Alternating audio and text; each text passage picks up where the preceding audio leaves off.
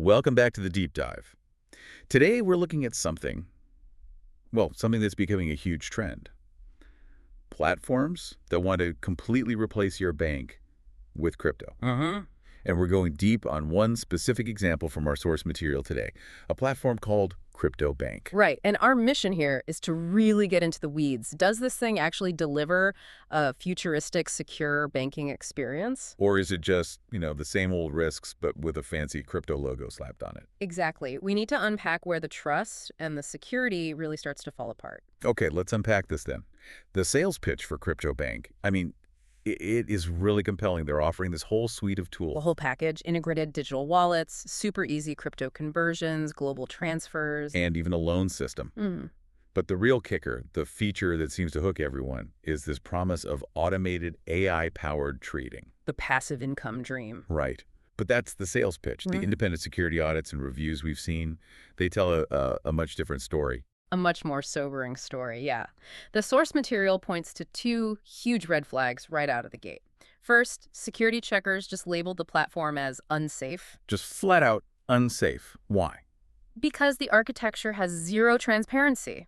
Independent auditors, they couldn't actually verify the smart contracts that are supposed to be managing everyone's money completely. There is just no real evidence it ever generated a single profitable trade. So what was it doing with the money?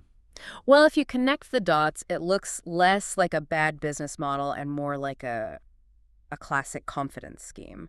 Maybe a kind of liquidity trap. Meaning the tools weren't failing to make money. They were just masking the fact that the platform needed a constant flow of new cash to stay afloat. And the user reports, they are just dire. They really clarify the intent here, don't they? Oh, absolutely. The documents show users who, when they try to withdraw their money, they just hit wall after wall. They were asked for more deposits, right? Constantly. They were told they needed to deposit a verification fee or a liquidity assurance deposit. It's absurd. One user reported paying 10 times his original investment in these fees just trying to get his initial money back. Which he never got. Never materialized. So that's the key, isn't it? The endless deposit requests weren't a bug.